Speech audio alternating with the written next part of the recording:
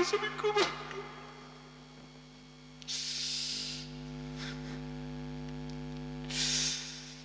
আল্লাহ তুমি তাকে মাফ করে দাও, তোমার জান্নাতের পাখি হিসেবে কবুল করে দাও। আল্লাহ কাফের বেঈমানরা সহ্য করতে পারে না। আল্লাহ তাআলা আল্লাহ রাব্বুল আলামিন বলেন ওয়াকাদা রাব্বুকা আল্লা তা'বুদু। আল্লাহ রাব্বুল আলামিন বলেন আমি আমার চূড়ান্ত সিদ্ধান্ত বিশ্ববাসীকে জানিয়ে দিয়েছি, আমার বান্দাদেরকে জানিয়ে দিয়েছি। তা হলো বান্দাকে আমি আল্লাহ সৃষ্টি করেছি, ওই বান্দাগুলো কেবলমাত্র শুধুমাত্র আমি আল্লাহর গোলামি করবে, আমি আল্লাহর আনুগত্য করবে, আমি আল্লাহর দাসত্ব করবে। জোরে বলে সুবহানাল্লাহ। আনুগত্য করতে হবে কার? দাসত্ব করতে হবে কার? গোলামি করতে হবে কার? আমার আল্লাহর গোলামি করতে হবে। দুনিয়াতে কোনো শয়তানের গোলামি করা যাবে না। মানুষের তৈরি করা আইনের কাছে মাথা নত করা যাবে কেবলমাত্র শুধুমাত্র আল্লাহর আইনের কাছেই আপনাকে আমাকে আপনার আমার মস্তককে অবনত করে দিতে হবে। জোরে কোন ঠিক না? আর আল্লাহ এটা চূড়ান্ত সিদ্ধান্ত জানিয়ে দিয়েছেন যে আমি তোমাদেরকে সৃষ্টি করেছি এজন্যই যে তোমরা কেবলমাত্র শুধুমাত্র আমি আল্লাহর গোলামি, আল্লাহর দাসত্ব। সম্মানিত মায়ের আমার, আল্লাহ রাব্বুল আলামিন কুরআনুল কারীমের অন্যত্র আয়াতে বললেন ওয়ামা খালাকতুল জিন্না ওয়াল ইনসা ইল্লা লিয়াবুদুন। আল্লাহ রাব্বুল আলামিন বলেন যে আমি মানুষ এবং জিনকে সৃষ্টি করেছি কেবলমাত্র শুধুমাত্র আমি আল্লাহর গোলামি করার জন্য। আল্লাহ রাব্বুল আলামিন সূরা নাহলের 36 নম্বর আয়াতে বললেন وَلَقَدْ بَعَثْنَا فِي كُلِّ أُمَّةٍ رَسُولًا أَنِ اعْبُدُوا اللَّهَ وَاجْتَنِبُوا الطَّاغُوتَ। প্রত্যেক মিল্লাতের জন্য, গোত্রের জন্য, বিশ্ববাসীর জন্য আমি আল্লাহ রাব্বুল আলামিন নবী প্রেরণ করেছি, রাসূল প্রেরণ করেছি। ওই নবী আর রাসূলদের দায়িত্ব ছিল তোমরা কেবলমাত্র শুধুমাত্র এই কথা গিয়ে বলবে, ওরা যেন আমার গোলামি করে, আমি আল্লাহর দাসত্ব করে, আমি আল্লাহর আনুগত্য করে। ওয়াস্তানিবুত তাগুত, আর শয়তানের যত পথ আর মত আছে সব যেন তারা বর্জন করে। জোরে বলেন ঠিক কিনা? তাহলে এখানে আল্লাহ রাব্বুল আলামিন দুটা কথা বলেছেন যে এক, আমার গোলামি করতে হবে, আর দুই, শয়তানের পথটাকে ছেড়ে দিতে হবে। তবেই না আমি আপনি আল্লাহর কাছে প্রিয় হব, মুমিন বান্দা হিসেবে গণ্য হব। জোরে কোন ঠিক না? ঠিক। সম্মানিত ভাইরা আমার, আল্লাহ রাব্বুল আলামিন অন্যত্র আয়াতে বলেন ওয়ালাল্লাহি কসদুস সাবিলি ওয়া মিনহা জাইর ওয়ালাউ শাআ লাহাদাকুম আজমাইন। মানুষের সামনে আমি বহু পথ দিয়েছি। এই যে এখানে একটা পথ আছে, সামনে গিয়ে আর একটা পথ আছে, ওখানে গিয়ে আর একটা মালঞ্চির পথ আছে, আছে কিনা বল? অসংখ্য পথ আছে। অসংখ্য পথের মধ্যে বাছাই করে আমি আল্লাহ আমার বান্দার সামনে দুইটা পথ উপস্থাপন করেছি, সামনে দিয়েছি। একটা হলো ডান পথ, আর একটা হলো বাম পথ। ডান পথের নেতৃত্ব দিয়েছেন আমার আল্লাহ, এই ডান পথের নেতৃত্ব দিয়েছেন নবী আলাইহিস সালাতু ওয়াস সালাম, সাহাবায়ে কেরাম। এই ডান পথের নেতৃত্ব দিচ্ছেন ইসলামী আন্দোলনের নেতারা। জোরে কোন ঠিক কিনা? আল্লাহ রাব্বুল আলামিন বলেন এই ডান পথের গন্তব্যস্থল চলে গিয়েছে আল্লাহর জান্নাতে। আর একটা পথ, সেটা হলো বাম পথ। কোন পথ? এই বাম পথ। এই পথের নেতৃত্ব দিচ্ছেন মিস্টার ইবলিস, শয়তান। মানুষের তৈরি করা আইন ও কানুন যারা এই পৃথিবীতে মানে আর ওই পথে চলে, এই পথটাই হচ্ছে মিস্টার ইবলিসের, শয়তানের পথ। জোরে কোন ঠিক কিনা?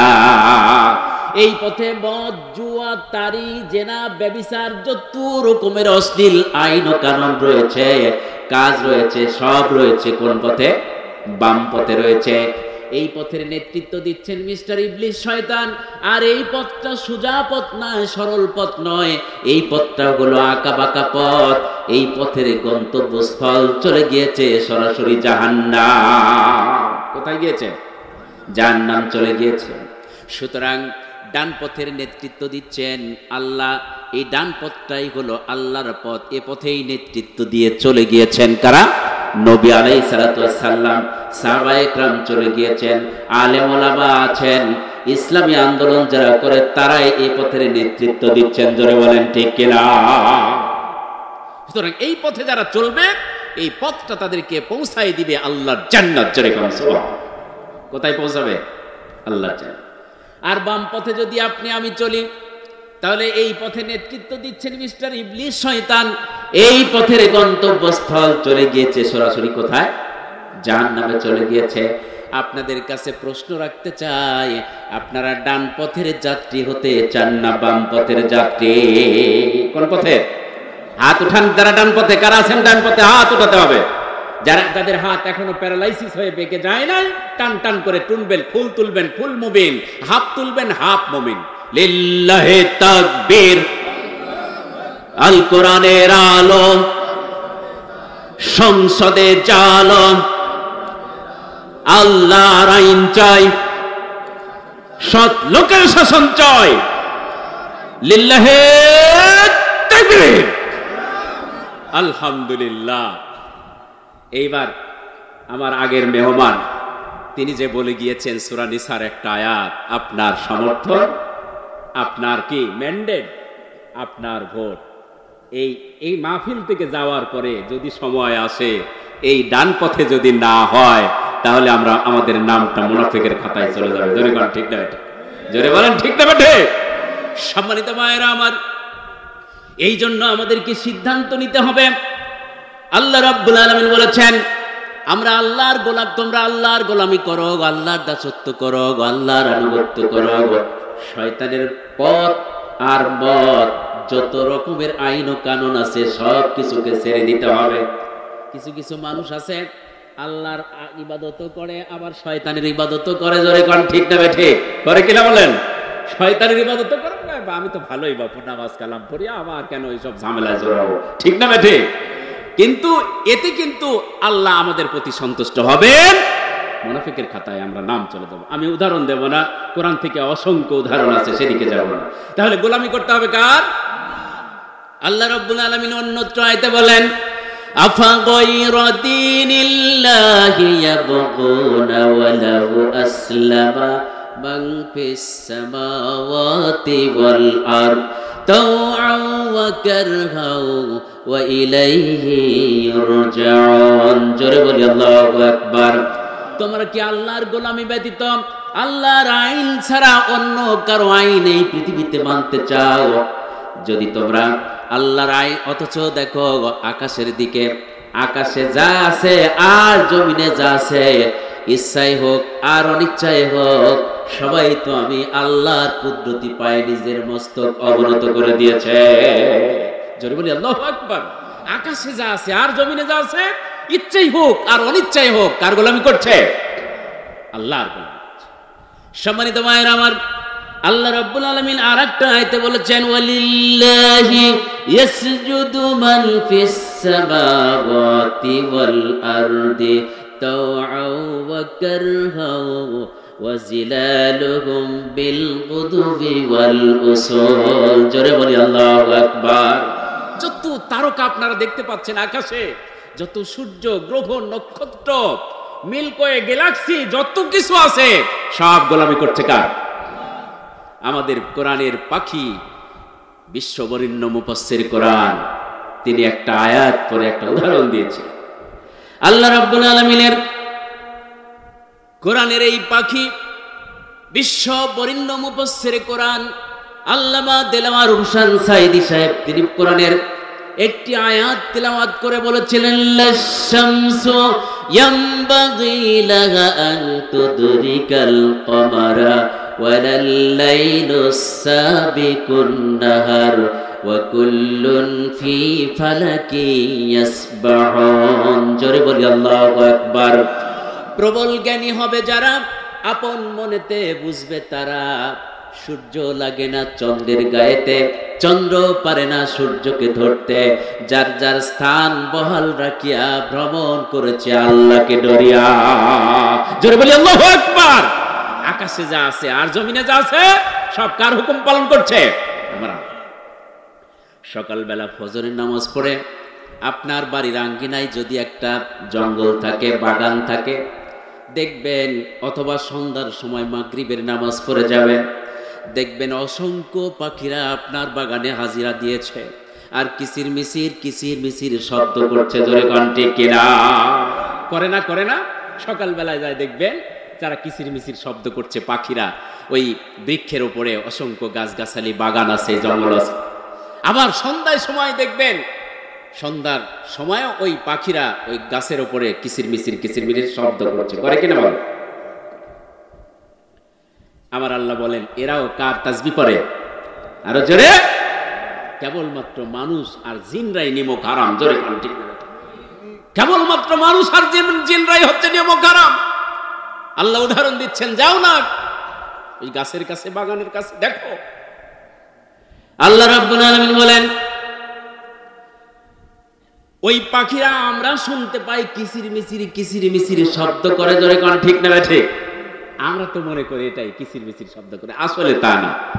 সম্মানিত ভাইরা, কিচির মিচির শব্দ নয় ওরা। আল্লাহ পাক বলেছেন সাব্বাহা লিল্লাহি মা ফিস সামাওয়াতি ওয়াল আরদ, আকাশে যা আছে আর জমিনে যা আছে সবাই তো আমি আল্লাহর তাসবিহ পাঠ করে। জোরে বলে সুবহানাল্লাহ। কার তাসবিহ পড়ে? পাখিরা আল্লাহর তাসবিহ। কিন্তু মানুষ আর জিনরাই আল্লাহর তাসবিহ অধিকাংশই করে। ওই যে আমি মাঝে মধ্যে উদাহরণ দেই, 4 জন ব্যক্তি, কয় ব্যক্তি? 4 ব্যক্তি। আরো জোরে, 4 জন ব্যক্তি। একজন ব্যক্তি মানে ডাক্তারি করে, ডাক্তারি করতে গিয়ে ক্লান্ত হয়েছেন, ক্লান্ত হওয়ার পরে একটা বট গাছ পেয়েছেন, ওখানে গিয়ে আশ্রয় নিয়েছে।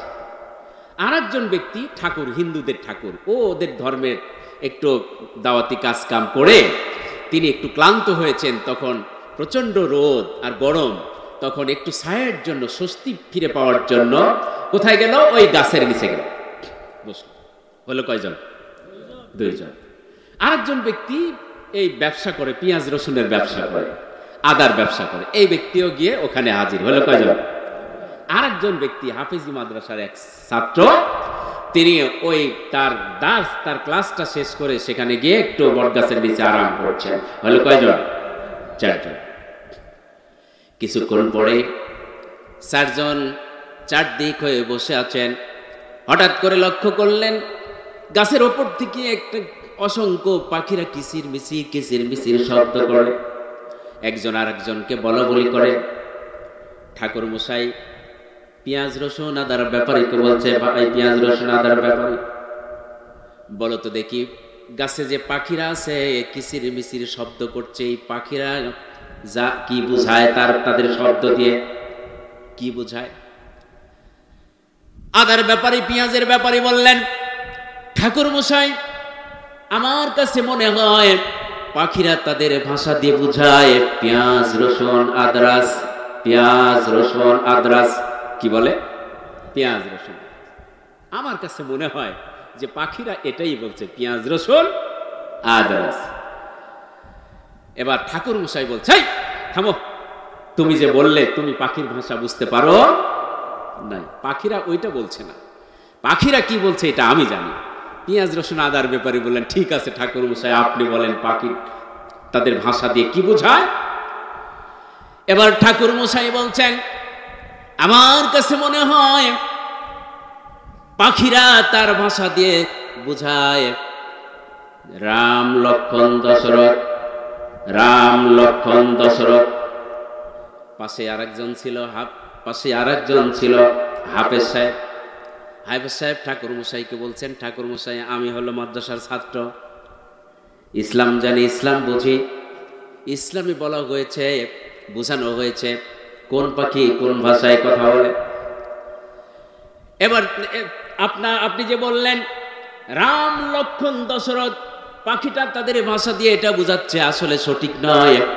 পাখিরা তাদের ভাষা দিয়ে কি বোঝায়, এবার আমার কাছে শোনো। ঠিক আছে হাফেজ সাহেব, তুমি বলো কি বোঝায়। হাফেজ সাহেবকে ওই দিনেই ক্লাসে একটা আয়াত মুখস্থ করানো হয়েছে, ইজাস সামাউন ফাতারাত, ইজাস সামাউন। হাফেজ সাহেব বলছেন, আমার কাছে মনে হয় পাখিরা তাদের ভাষা দিয়ে এটাই বোঝায়, ইজাস সামাউন ফাতারাত। পাশেই ছিল ডাক্তার মশাই।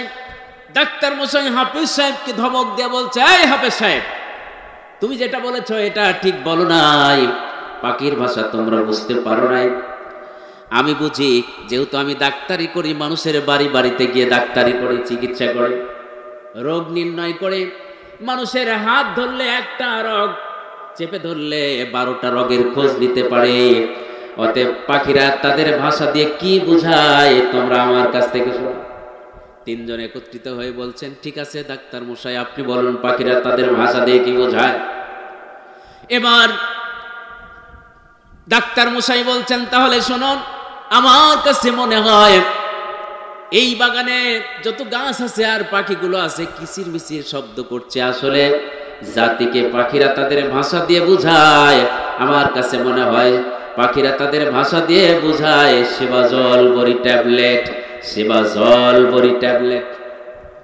আপনাদের কাছে আমি প্রশ্ন রাখতে চাই, পাখিরা যে এই যে 4 জন যে 4টা মত ব্যক্ত করলো, প্রকাশ করলো, ঠিক হয়েছে কিনা? হয়েছে বলে? বুঝতে পেরেছে? বুঝতে পারে নাই? আমি আপনাদেরকে হাসির খোরাক দেই নাই, চিন্তার খোরাক দেই। আজকের পৃথিবীর মানুষ এই ডাক্তার আর এই হাফেজ সাহেব আর এই ঠাকুর মশাই আর এই পেঁয়াজ রসুন আদার ব্যাপারীর মতো হয়ে গিয়েছে। জোরে কান ঠিক কিনা? কোরআন কেউ বুঝে? কেউ বুঝে। কিন্তু কোরআনে কি বলা হয়েছে? আল্লাহ রাব্বুল আলামিন 2টা আয়াত বললেন, ওয়ালিল্লাহি ইয়াসজুদু মান ফিস সামাওয়াতি ওয়াল আরদি তাওআন ওয়া কারহান ওয়া জিলালুহুম বিল গুদুবি ওয়াল উসুল। জোরে বলি আল্লাহু আকবার। অন্যত্র আয়াতে আল্লাহ বলছেন, সাব্বাহা লিল্লাহি মা ফিস সামাওয়াতি ওয়াল আরদ, আকাশে যা আছে আর জমিনে যা আছে এরা সবাই আল্লাহর তাসবিহ পাঠ করে। জোরে বলে সুবহানাল্লাহ। আকাশে যা আছে জমিনে যা আছে, মনে হয় পাখিরা এর মধ্যে থেকে বাদ পড়ে যায় নাকি? বাদ পড়ে যায়? যায় না। তাহলে পাখিরা আল্লাহর ইবাদত করে, আল্লাহর গুণগান প্রকাশ করে। সম্মানিত ভাইয়েরা আমার, সুখে এবং দুঃখে, বিপদে এবং মুসিবতে কার ইবাদত করে? আর আমরা সুখে আল্লাহর ইবাদত করি, দুঃখে ইবাদত করি না? দুঃখে পড়লে করি, আর বিপদে পড়লে সুখ আসলে আর করি। যেমন কিছু সমাজে মানুষ আছে, পরীক্ষা হলে ছাত্ররা পরীক্ষা আসলে নামাজ ধরে, ঠিক কিনা? পরীক্ষা আসলে নামাজ ধরে, দোয়া কালাম যত কিছু আছে, ঝাড়ফুঁক আছে, সব কিছু দেওয়া শুরু করে। জোরে কারণ ঠিক না? রোগ ব্যাধিতে পড়লে, বিপদ মুসিবতে পড়লে আল্লাহকে ডাকে, কিন্তু বিপদ থেকে উদ্ধার হলে আল্লাহরে ভুলে। সম্মানিত ভাইয়েরা আমার, আবার কিছু শ্রেণীর মানুষ আছে, সময় খারাপ, ন্যায়ের পথে চলা যাবে না, ওরা তো ইসলামী আন্দোলন করে, ওদের সাথে চলা যাবে না, ঠিক না? ঠিক আছে এরকম। সম্মানিত হাজির, সুখের সময় দল করে, ইসলামী আন্দোলন করে, ইসলামের কাজ করে, আর ইসলামের যখন বিপদ মুহূর্তে ওই সময় ইসলামকে ত্যাগ করে। জোরে কোন ঠিক না? ঠিক। এমন মার্কা মুনাফিক এই সমাজে, এই পৃথিবীতে আছে কিনা? জোরে বলে। অথচ আমার আল্লাহ রাব্বুল আলামিন বলেছেন, সম্মানিত ভাইয়েরা আমার, আল্লাহ রাব্বুল আলামিন বলেছেন, ইন্নাল্লাযীনা ক্বালু রাব্বুনাল্লাহু সুম্মা ইসতাকামু তাতানাজ্জালু আলাইহিমুল মালাইকাতু আল্লা তাখাফু ওয়া লা তাহজানু ওয়া আবশিরু বিল জান্নাতিল্লাতী কুনতুম তুআদুন। আল্লাহ রাব্বুল আলামিন বলেন, ইন্নাল্লাযীনা, নিশ্চয়ই যারা, ক্বালু রাব্বুনাল্লাহ, আল্লাহ আমার রব, এই রব আল্লাহ আমার রব, এই কথাটার উপরেই যারা ইস্তেকাম থাকে, ওই পথের উপরে তারা দাঁড়িয়ে থাকে, বিপদ মুসিবত, হুমকি ধামকি, জেল জরিমানা, কোনো কিছুকে তোয়াক্কা করে না, পরোয়া করে না, তারা বলে আল্লাহ আমার রব, এই রবি আমার সব, দমে দমে তনু মনে তার অনুভব, আল্লাহ আমার রব, এই রবি আমার সব। জোরে বলি মারহাবা। সুখে দুঃখে বিপদ মুসিবতে যারা আল্লাহকে রব বলে স্বীকার করবে, আর বিপদ আপদ হুমকি ধামকি সবকিছুকে উপেক্ষা করে আল্লাহর এই পথেই যারা টিকে থাকবে, আল্লাহ রাব্বুল আলামিন বলেন তাতানাজ্জালু আলাইহিমুল মালাইকাতু আল্লা তাখাফু ওয়া লা তাহজানু ওয়া আবশিরু বিল জান্নাতিল্লাতী কুনতুম তুআদুন। ওই আল্লাহর পক্ষ থেকে ফেরেশতা নাজিল হয়ে যায়, ওই ফেরেশতা এসে বিপদগ্রস্ত বান্দাদের কাছে এসে বলে তোমার আল্লাহর পক্ষ থেকে আমরা এসেছি ইসলামের পথে চলতে গিয়ে, ইসলামের পথে লড়াই করতে গিয়ে, ইসলামী আন্দোলন করতে গিয়ে তোমাদেরকে বাড়ি ছাড়া করেছে, ঘর ছাড়া করেছে, দেশ থেকে তাড়িয়ে দিয়েছে, কারারুদ্ধ হয়েছে, জানের ক্ষতি করেছে, মালের ক্ষতি করেছে, অর্থ সম্পদ ব্যবসা বাণিজ্যের ক্ষতি করেছে। মনে কিছু নিও না, মনটা খারাপ করো না, দুঃখ পেও না, ভয় পেও না। আল্লাহ তাখাফু ওয়া লা তাহজানু, ভয় পেও না, চিন্তিত হয় না। ওয়া আবশিরু বিল জান্নাতিল্লাতী কুনতুম তুআদুন, তোমার রব তোমাদের সাথে ওয়াদা করেছিল। ওয়া আবশিরু বিল জান্নাতিল্লাতী কুনতুম তুআদুন, সেই জান্নাতের সুসংবাদ গ্রহণ করো, যেই জান্নাতের ওয়াদা আল্লাহ তোমাদের সাথে দিয়েছে। জোরে কোন সুবহানাল্লাহ। আর জোরে বলি আল্লাহু আকবার। সুতরাং হুমকি ধামকি কোনো কিছুকে ভয় করা যাবে। দুই চারজন নাস্তিকদের কথায় চোখ রাঙানোর ভয়ে ইসলাম থেকে পিছপা হওয়া যাবে। সময় যখন আসবে আস্তে আস্তেই পালিয়ে যাবে। জোরে কোন ঠিক না ঠিক? আরো জোরে বলতে হবে ঠিক না ঠিক?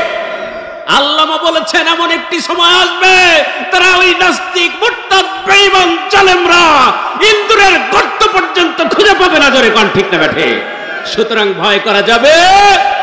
আধারে ভয় পেও না, আধারে ভয় পেও না, আলো আছে আড়ালে, কালো সব পালিয়ে যাবে তুমি উঠে দাঁড়ালে। আধারে ভয় পেও না, আধারে ভয় পেও না, আলো আছে আড়ালে, কালো সব পালিয়ে যাবে তুমি উঠে দাঁড়ালে। যারা বলেন ঠিক না ঠিক?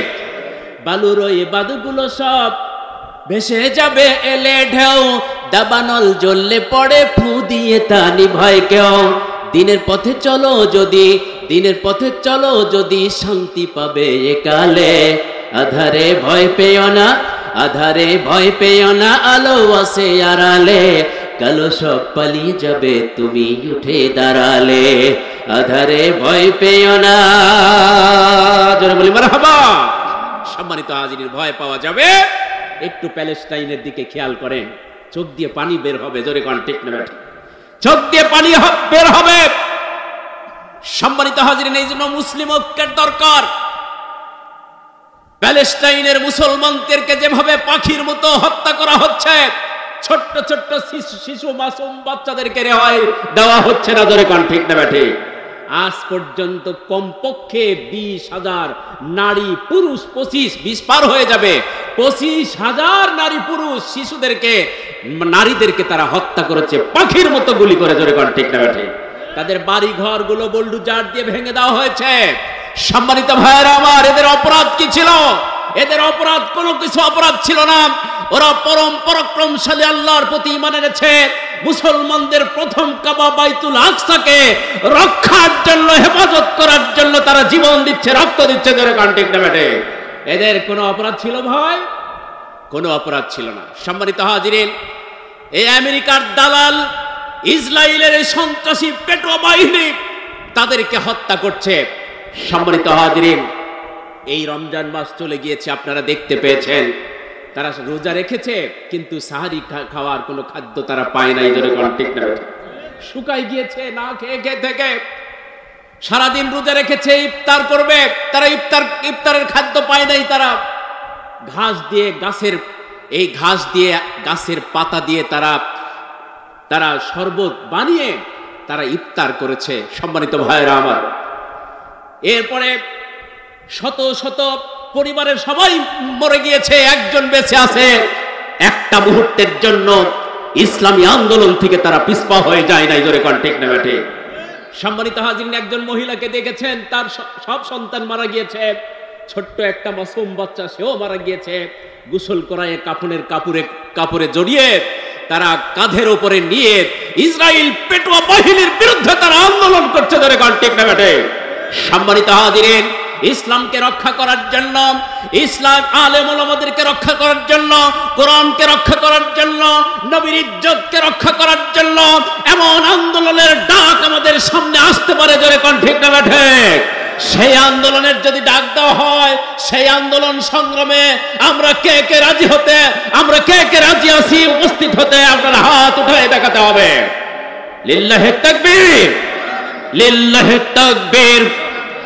আল কোরআনের আলো, বিপ্লব বিপ্লব, আপনার আমার বিপ্লব। লিল্লাহি তাকবীর। সম্মানিত হাজিরিন, আমরা আল্লাহর কাছে দোয়া করব, আল্লাহ প্যালেস্টাইনের মুসলমানদেরকে তুমি হেফাজত করো, তুমি ছাড়া ওদের কেউ নাই। আল্লাহ তুমি একমাত্র সাহায্যকারী। ওয়া কানা হাক্কান আলাইনা নাসরুল মুমিনিন, তোমার সাহায্য যেন প্যালেস্টাইনের মুসলমানদের জন্য অবধারিত হয়ে যায়। জোরে কোন আমিন। সম্মানিত হাজিরিন, নবীজি বলেছেন, যখন এই পৃথিবীর কোন রাষ্ট্রে ইসলাম খুঁজে পাওয়া যাবে না, তখন তোমরা প্যালেস্টাইনের মুসলমানদের দিকে খেয়াল করো, প্যালেস্টাইনের দলভুক্ত হয়ে যাও, প্যালেস্টাইনের মুসলমানদের মতো শহীদি তামান্না নিয়ে ওই দলকে তোমরা সমর্থন দিবে, তাহলে তোমরা আল্লাহর জান্নাতি হিসেবে গণ্য হয়ে যাবে। যারা কোন সুবহানাল্লাহ। কে বলেছেন? আমার নবীজি বলেছেন। এই জন্য সম্মানিত হাজিরিন, যেখানে কিয়ামত কায়েম হয়ে যাবে, আখিরাতের ময়দান কায়েম হয়ে যাবে, মহা আদালত উপস্থাপিত হবে, যেই প্যালেস্টাইনে, সেই প্যালেস্টাইনের জন্য আমাদেরকে হৃদয়ের আবেগ উজাড় করে, শ্রদ্ধা জড়িত কণ্ঠে হৃদয়ের সবটুকু আবেগ উজাড় করে দিয়ে চোখের পানি ফেলে তাহাজ্জুদের সালাত আদায়ের মাধ্যমে প্যালেস্টাইনের মুসলমানদের জন্য আমাদের দোয়া করতে হবে। ধরে কোন ঠিক না বেঠে? সম্মানিত হাজিরিন, নিরাশ হওয়া যাবে না। নবীজি বলেছেন, এমন একটি সময় আসবে যখন সারা পৃথিবীর মুসলমানদের উপরে কাফের বেঈমানদের অত্যাচারগুলো চেপে বসবে। সম্মানিত হাজিরিন, ওই সময় ইমাম মাহদী এসে আমাদের প্রথম কাবলা বাইতুল আকসায়ে ফজরের নামাজে শামিল হয়ে যাবে। জোরে কোন সুবহানাল্লাহ। তার ইমামতিতে ফজরের নামাজ শুরু হয়ে যাবে। এই এমন একটি মুহূর্তে আল্লাহ রাব্বুল আলামিন কাফের বেঈমানদেরকে দমন করার জন্য আল্লাহ রাব্বুল আলামিন ঈসা নবীকে পাঠিয়ে দিবেন। জোরে কোন সুবহানাল্লাহ। পিছনের দিকে যখন কাতার সোজা করার জন্য বলবেন, ইমাম মাহদী সঙ্গে সঙ্গে তার চোখে পড়ে যাবে আপনার ঈসা আলাইহিস সালাতু ওয়াস সালামকে। জোরে কোন সুবহানাল্লাহ। ইমাম মাহদী ভাইকে ঈসা আলাইহিস সালাতু ওয়াস সালামকে নামাজের জায়গা দিবেন। জোরে কোন সুবহানাল্লাহ। আগায় দিবেন। সম্মানিত হাজিরিন, সেই সময় সেই কাফের বেঈমানরা পরাজিত হবে, বিলুপ্ত হয়ে যাবে, মুসলমানরা বিজয় লাভ করবে। জোরে কোন সুবহানাল্লাহ। ওই যুদ্ধে যারা ইমাম মাহদীর পক্ষে, ঈসা আলাইহিস সালাতু ওয়াস সালামের পক্ষে, ফিলিস্তিনের পক্ষে, প্যালেস্টাইনের পক্ষে যারা দলভুক্ত হয়ে যাবে, এরাই যারা শহীদ হবে, তারা আল্লাহর জান্নাত পাবে, শাহাদাতের মর্যাদা লাভ করবে। যারা বেঁচে থাকবে তারা গাজী হয়ে বাঁচবে। জোরে কোন সুবহানাল্লাহ। সম্মানিত হাজিরিন, এই জন্য আসুন, আল্লাহ রাব্বুল আলামিন বলেছেন, আল্লাহ তাখাফু ওয়া লা তাহজানু ওয়া আবশিরু বিল জান্নাতিল্লাতী কুনতুম তুআদুন। তোমরা চিন্তিত হয় না, ভীতু হয়ো না, তোমরাই একদিন বিজয় লাভ করবে। আর আল্লাহ পাক যে জান্নাতের ওয়াদা তোমাদের সাথে করেছে, সেই জান্নাত তোমাদের জন্য অবধারিত হয়ে যাবে। জোরে কোন সুবহানাল্লাহ। আল্লাহ আমাদের সাথে আছেন। জোরে কোন ঠিক না ঠিক? সম্মানিত হাজিরিন, আসুন, আমি কোরআন থেকে তেলাওয়াত করতেছিলাম, তাহলে 1 নম্বরে গোলামি করতে হবে কার? আর জোরে 1 নম্বর ইবাদত করতে হবে আল্লাহর। এই ইবাদত করতে গিয়ে কোন মুনাফিকের আশ্রয় নেওয়া যাবে, শয়তানের আশ্রয় নেওয়া যাবে না। দেখছেন, এক শ্রেণীর মানুষ আছে আল্লাহর গোলামি করে, আল্লাহকে সিজদা দেয়। আবার কয়, নবী রাসূল যত আছেন সবই হবে বগে, ইনজিল হইয়া টেনে নেবে বাবা 8 রশি। ও বাবা 8 রশি তোমার কাছে, তোমায় ছাড়া নাই কোনো গতি। জোরে কর নাউজুবিল্লাহ। আছে কিনা বলেন? আছে না? এরকম আছে না ভণ্ড? আবার আর এক শ্রেণীর আছে, কয় আমার মরণ কালে ঢোলবাসি বাজাইয়া তরিকার ভাই, আমার মরণ কালে ঢোলবাসি বাজাইয়া, নামাজ রোজা কোরআন হাদিস, নামাজ রোজা ইমান আকীদার কোনো কিছু দরকার নাই, আমার মরণ কালে ঢোলবাসি বাজাইয়া। জোরে কোন নাউজুবিল্লাহ। আছে কিনা কোন? আছে না? অনেক আছে। এগুলোর চিহ্নিত করতে হবে, এগুলোকে সমাজ থেকে তাড়িয়ে দিতে হবে। জোরে কোন ঠিক না? এদেরও নামাজও পড়ে, ওই রকম নামাজ পড়ে না, এই শিরক আর ইবাদত দুটা মিশ্রিত। জোরে কোন ঠিক না? সম্মানিত হাজিরিন, এই জন্য আসুন আমাদেরকে ঐক্যবদ্ধ হয়ে আল্লাহর গোলামি করতে হবে। কি হয়ে আল্লাহর গোলামি করতে হবে? ঐক্যবদ্ধ হয়ে আল্লাহর গোলামি করতে হবে। সম্মানিত হাজিরিন, আল্লাহ বলেছেন ওয়াতাসিমু বিহাবলিল্লাহি জামিআ। আল্লাহ রাব্বুল আলামিন বলেন ওয়াতাসিমু বিহাবলিল্লাহি জামিআ ওয়া লা তাফাররাকু, তোমরা সকলেই আল্লাহর রজ্জুকে দৃঢ়ভাবে শক্তভাবে আঁকড়িয়ে ধরো, লা তাফাররাকু, বিচ্ছিন্ন হয়ে যেও না, রশিটাকে ছেড়ে দিও না। রশিটা হলো আল্লাহর কোরআন। রশিটা কি বলেন তো? এই পৃথিবীর মানুষ এক সময় ভুল করেছিল। আদম আলাইহিস সালাম ভুল করেছিল না? আদম আলাইহিস সালাম ভুল করেছিল। ভুলের কারণে স্বামী স্ত্রী উভয়কে এই পৃথিবী নামক অশান্তির জায়গা ফেলে দিলেন। জোরে কোন ঠিক কিনা? এটা একটা কূপ। আপনার কূপের মধ্যে হঠাৎ করে পানি তুলতে গিয়ে যদি বালতিটা পড়ে যায়, ওই বালতিটা উঠানোর জন্য একটা রশি আপনাকে নামাই দিতে হয়, হয় কিনা বলেন? আল্লাহ বলেন বান্দারে, তোমরা ভুল করেছো, অপরাধ করার কারণে পৃথিবী নামক অশান্তির জায়গায় এসে পৌঁছে গেলে, এই পৃথিবী নামক অশান্তির কূপের মধ্যে পড়ে গেলে হাউমাউ করে কান্না করছো। বান্দারে, তোমরা জান্নাত থেকে অশান্তি নামক কূপের মধ্যে চলে গিয়ে বাঁচার জন্য হাবুডুবু খাচ্ছ, হাউমাউ করে কান্না করছো। আমি তোমাকে ওই বিপদ থেকে উঠানোর জন্য এই কোরআন নামক একটা রশি কূপের মধ্যে নামাই দিলাম। জোরে বলি সুবহানাল্লাহ। কোরআন নামক রশি। কি নামক রশি ভাই? কোরআন নামক রশি। এখন আপনি যদি কোরআন নামক আপনার বালতিটা পরে গেছেন, শুধু যদি আপনি রশিটা নামায় দিয়ে খালি এইভাবে ঘোরান, রশি আপনার বালতি কি উঠবে ভাই? হ্যাঁ, এই ঠিক বলেছেন। তার মানে ওই বালতিটা উঠাতে হলে ওই রশির সাথে আর একটা বেঁধে দিতে হবে। কি? আংটি অথবা আংটা অথবা কি কাঁটা, ঠিক কিনা বলেন? তাহলে ওটা যদি বেঁধে দেওয়া হয়, তাহলে ওটার সাথে বেঁধে আপনার বালতিটা উঠবে। জোরে কোন ঠিক না? ঠিক। আল্লাহ নবীজি উদাহরণ দিচ্ছেন, দেখেন আল্লাহ কোরআনে বলছেন আমি রশি নামাই দিলাম তোমাকে বিপদ থেকে উঠানোর জন্য, কোরআন নামক রশি নামাই দিলাম। ওয়াতাসিমু বিহাবলিল্লাহি জামিআ, এই রশিটাকে তোমরা শক্তভাবে ধারণ করো। আর এই রশিতে বাঁধার জন্য আমি একটা কাঁটা দিয়ে দিলাম, সেটা হলো মুহাম্মাদুর রাসূলুল্লাহ। জোরে জোরে বলি সাল্লাল্লাহু আলাইহি ওয়াসাল্লাম। সেই আমার কাছে যদি আসতে চাও, মুহাম্মদ সাল্লাল্লাহু আলাইহি ওয়াসাল্লাম নামক কাঁটায় তোমাকে বাঁধতে হবে। আর আমি রশি ধরে টান দিব, আবার ওই পুনরায় যে জায়গা থেকে নেমে গিয়েছিলে সেই জান্নাতে আমি টান দিয়ে উঠাই নিব। জোরে বলি সুবহানাল্লাহ। সেই কাঁটাতে আমরা বাঁধতে চাই না, রশিটা ধরতে চাই না ভাই। এই রশিটা যদি আপনি আমি ধরতে পারি, আপনার জীবন, ব্যক্তিগত জীবন, পারিবারিক জীবন, সামাজিক জীবন, রাষ্ট্রীয় জীবনে যদি আমরা পালন করতে পারি, তাহলে সুখ, শান্তি, সমৃদ্ধি আমাদের মধ্যে দান করবেন কে? আরো জোরে বলে। তাহলে 1 নম্বরে আমরা গোলামি করব কার? আল্লাহ। 2 নম্বরে আল্লাহ রাব্বুল আলামিন বলেছেন ওয়াবিল ওয়ালিদাইনি ইহসানা।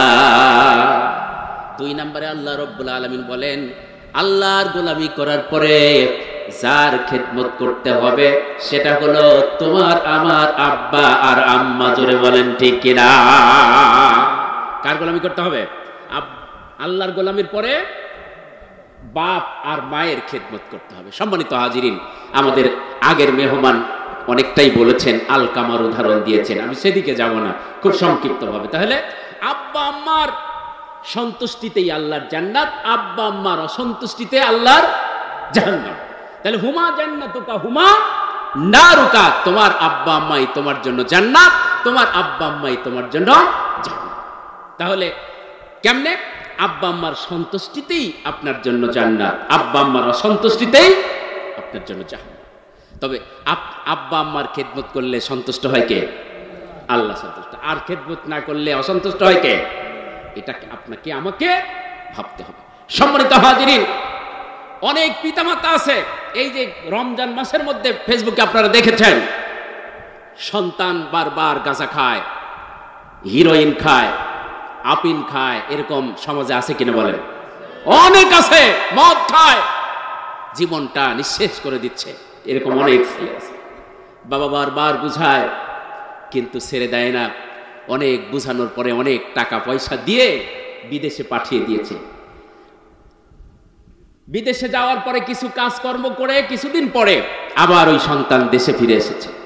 আসার পরে কিছুদিন ভালো থাকার পরে আবার মদ, জুয়া, গাঁজা এগুলো শুরু করে দিয়েছে।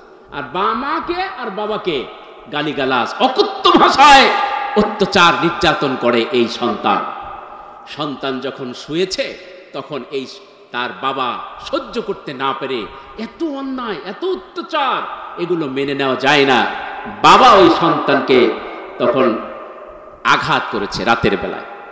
সন্তান মুমূর্ষু অবস্থায়, তখন বাবার কত মায়া দেখেন, মারার পরেও আবার ওই সন্তানকে ভ্যানে করে আবার ডাক্তারখানায় নিয়ে যায়। জোরে করে আর জোরে বলি আল্লাহু আকবার।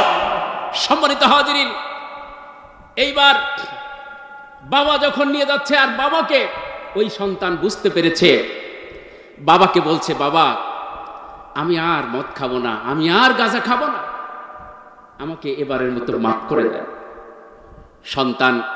সন্তানের এই কথা শুনে মায়ের ওই বাবার হৃদয়টা ভরে গিয়েছে, আত্মাটা ভরে গিয়েছে। আমার সন্তানের মুখ থেকে এই কথাই আমি আশা করেছি। এই সন্তান যদি সুস্থ অবস্থায় এমন কথা বলতো তাহলে আমার আরো হৃদয়টা ভরে যেত।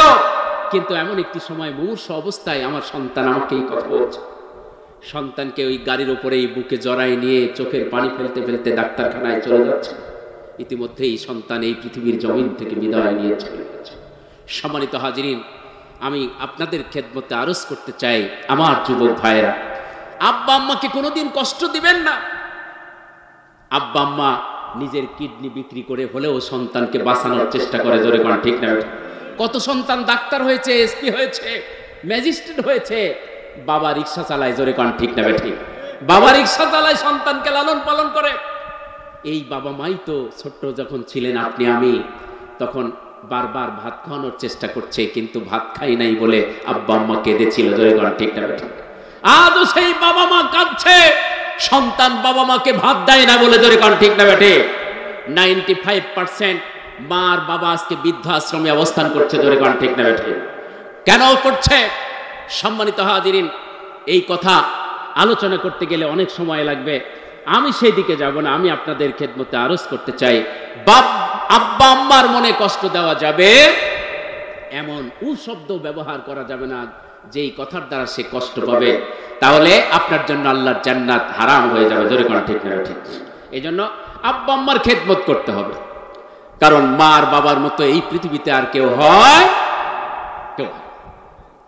তাহলে আব্বা আম্মার জন্য ছোট্ট একটা গজল শোনাই আপনাদেরকে। কষ্ট হচ্ছে ভাই? তাহলে শুনুন। আমার মায়ের কথা পড়লে মনে আধারের মেঘে ঢেকে যায় হৃদয়, শ্রাবণের বাড়ি যেন দু চোখ ভরে, বেদনার স্মৃতি এসে আমায় কাঁদায়, আমায় কাঁদায়। আমার মায়ের কথা পড়লে মনে আধারের মেঘে ঢেকে যায় হৃদয়, শ্রাবণের বাড়ি যেন দু চোখ ভরে, বেদনার স্মৃতি এসে আমায় কাঁদায়, আমায় কাঁদায়। মাগো মাগো মাগো মাগো, মায়েরা চুল নিরে তোমরা যারা আসো মা স্নেহের ছায়া, বুঝবে কি করে বলো মা সারায় জীবন কত সহায়। মায়ের চুল নিরে তোমরা যারা আসমা স্নেহের ছায়া বুঝবে কি করে বলো মা সারায় জীবন কত সহায় মায়ের স্নেহের বুঝি নেই তুলনা মা গো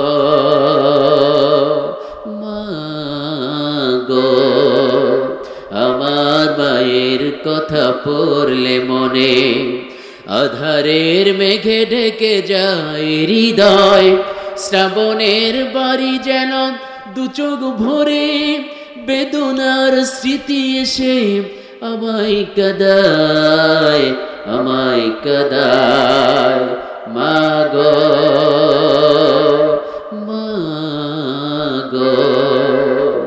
হে রহমান তোমার কাছে করি এই মোনাজাত মাকে তুমি ক্ষমা করো দাও উপহার চিরজান্নাত হে রহমান তোমার কাছে করি এই মোনাজাত মাকে তুমি ক্ষমা করো দাও উপহার চিরজান্নাত স্বার্থবিহীন তো ভালোবাসা দেবে কে মায়ের মতন স্বার্থের আঘাতে সব কিছু ভাঙে তবু মাই তো আপন ঠিক না ঠিক মায়ের স্নেহের বুঝি নেই তুলনা মা গো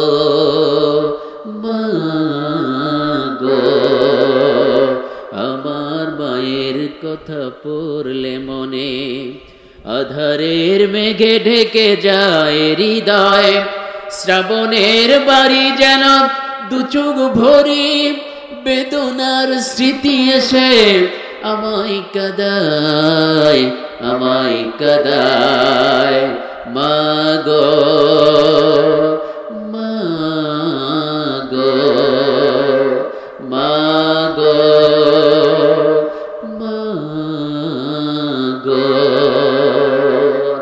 আমিন।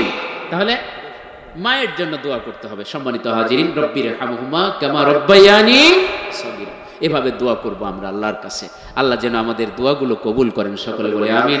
সম্মানিত হাজিরিন, একটি পয়েন্টে আমি আলোচনা করলাম, আল্লাহর গোলামি করতে হবে। কার গোলামি করতে হবে? আল্লাহর গোলামি করতে হবে। আর মুসলিম ঐক্য গড়তে হবে আমাদেরকে। সেই মুসলিম ঐক্যের একটা পয়েন্ট ছিলাম, আমি সেদিকে বলতে পারলাম না, সেদিকে গেলাম না। ইনশাআল্লাহ দোয়ার দিকে এগিয়ে যাব। আপনাদের মনে হয় কষ্ট হচ্ছে, ক্লান্ত হচ্ছে। সম্মানিত হাজিরিন, দোয়ার দিকে এগিয়ে যাব। আমরা সকলেই দোয়া পড়ছি। আল্লাহুম্মা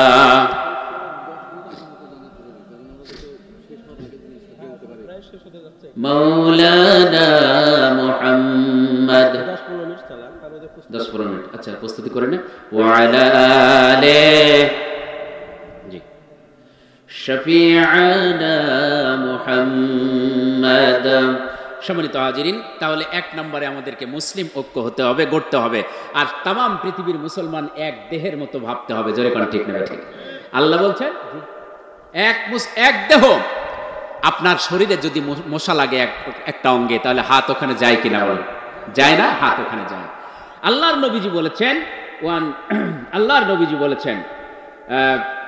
আল্লাহর নবীজির একটি হাদিস, তিনি বলেছেন তাম পৃথিবীর মুসলমানরা এক দেহের মতো হতে হবে।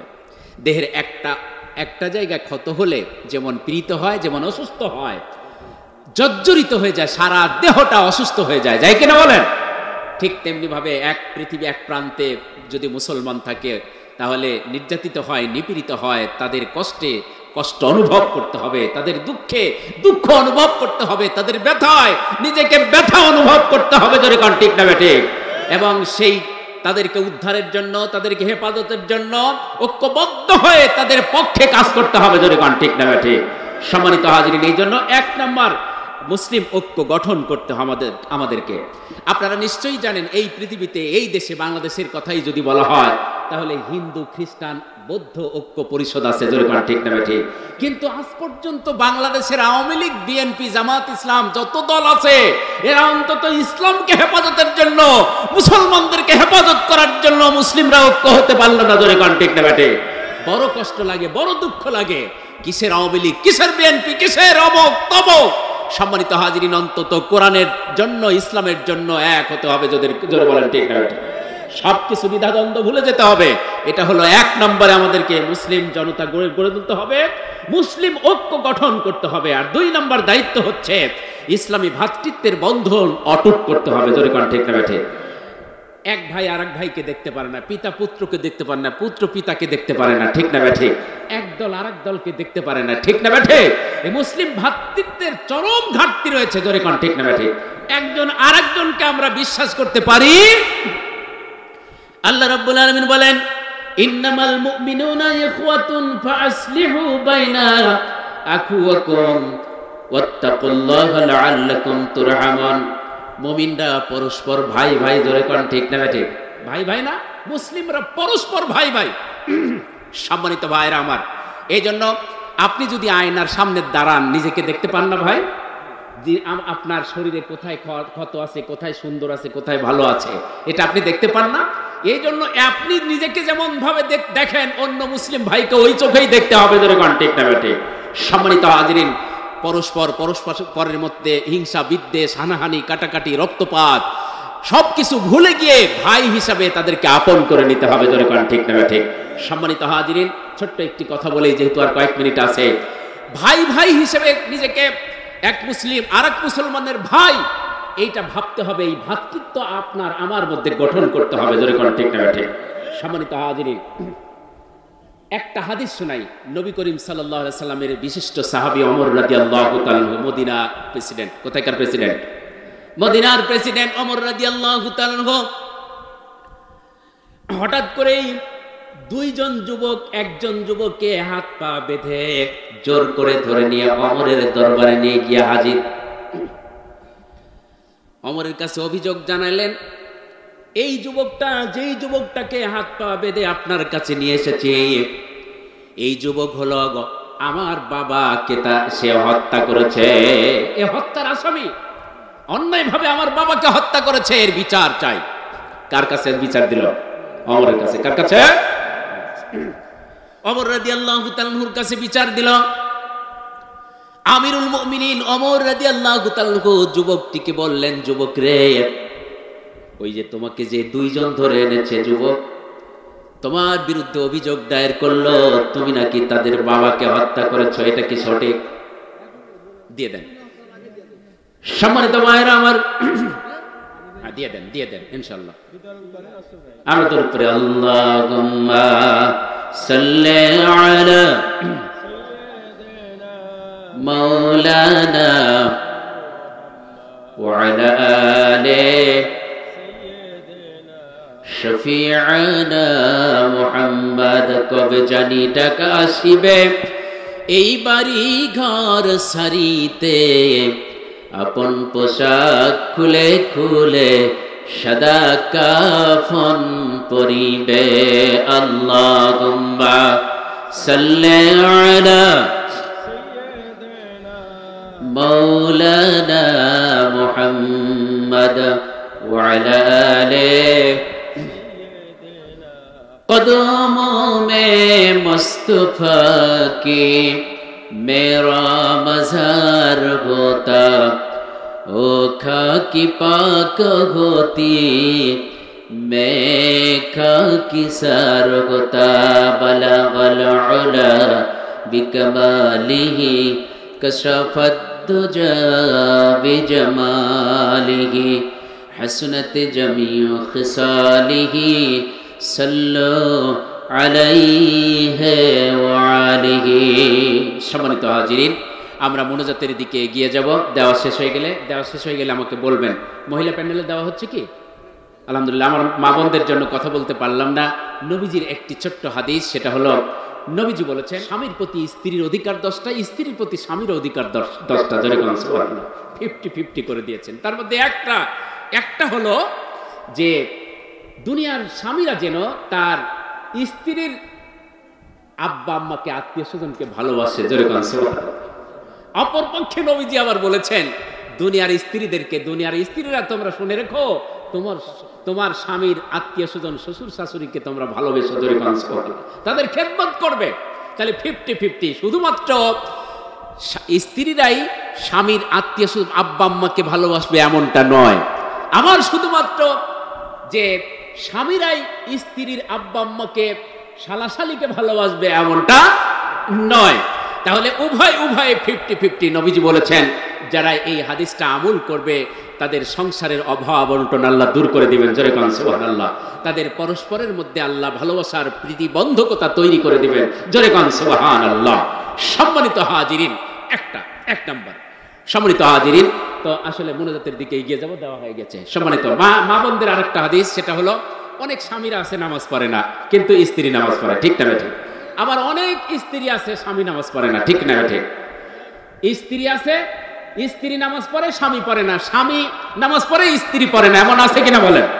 অনেক আছে। এই জন্য নবীজি বলেছেন যে বাইহাকি শরীফের হাদিসে নবীজি বলেছেন স্বামী স্ত্রীকে বুঝাবে, স্ত্রী স্বামীকে বুঝাবে। রাতের বেলা নামাজের কথা বলা হয়েছে।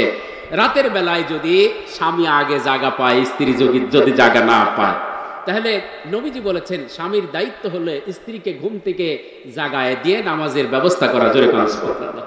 তবে যদি না জাগে স্ত্রী, তাহলে হালকা হালকা হাতে পানি নিয়ে ওই মৃদু ভাবে স্বামীর গায়ে ছিটায় দিয়ে নামাজের জন্য স্ত্রীকে জাগ্রত করবে, জোরে কোন সুবহানাল্লাহ। স্ত্রীর এটা দায়িত্ব, স্ত্রীর দায়িত্ব স্বামীকে হালকা হালকা পানি ছিটাই দিয়ে নামাজের জন্য জাগ্রত করবে। আর যদি আপনার স্ত্রী জাগা না পায়, স্বামী জাগা পেয়েছে, স্বামী উভয়ের জন্য পানি ছিটাই দিবে। স্বামী যদি আগে জাগা পায়, স্বামীর দায়িত্ব স্ত্রীর গায়ে পানি ছিটাই দিয়ে নামাজের জন্য জাগ্রত করবে। আর স্ত্রীর দায়িত্ব হচ্ছে স্বামী যদি জাগা না পায়, স্ত্রীর হাতে পানি নিয়ে তাহলে স্বামীর গায়ে হালকা হালকা ছিটাই দিয়ে নামাজের জন্য জাগানোর ব্যবস্থা করবে, জোরে কোন সুবহানাল্লাহ। নবীজি বলেছেন যে এই দায়িত্ব যারা উভয়ে পালন করবে, আল্লাহর নবীজি বলেছেন এদের উভয়ের মনোমালিন্যতা আল্লাহ দূর করে দিবেন, জোরে কোন সুবহানাল্লাহ। একে অপরের প্রতি ভালোবাসা তৈরি করে দিবে, ওদের সংসারটা রহমত বরকত দিয়ে ভরে দিবে, জোরে কোন সুবহানাল্লাহ। সম্মানিত হাজিরিন, এই জন্য মা এবং বোনের দুনিয়ার স্বামীরা স্ত্রী যদি জাগা না পায়, আপনার দায়িত্ব আপনার স্ত্রীকে ঘুম থেকে জাগানো। মা বোনদেরকেও বলি যে আপনার স্বামী যদি জাগা না পায় ঘুম থেকে, আপনার দায়িত্ব হলো হালকা হালকা হাতে পানি নিয়ে স্বামীর গায়ে ছিটাই দিয়ে নামাজের জন্য জাগ্রত করবেন। তবে গরমের দিনে করবেন, শীতের দিনে করবেন না। শীতের দিনে যদি বালতি ভরে পানি দিয়ে জাগ্রত করেন তাহলে মায়ের খাওয়ার সম্ভাবনা আছে, ধরে কোন ঠিক না ঠিক? সম্মানিত হাজিরিন, এই জন্য উভয়ের জন্য 10টা দায়িত্ব আছে। আমি একটা বললাম, বাকি 9টা আছে। আমি সেই কথা সমাপ্ত মুলতুবি রেখে আমি মোনাজাতের দিকে এগিয়ে যাব ইনশাআল্লাহ।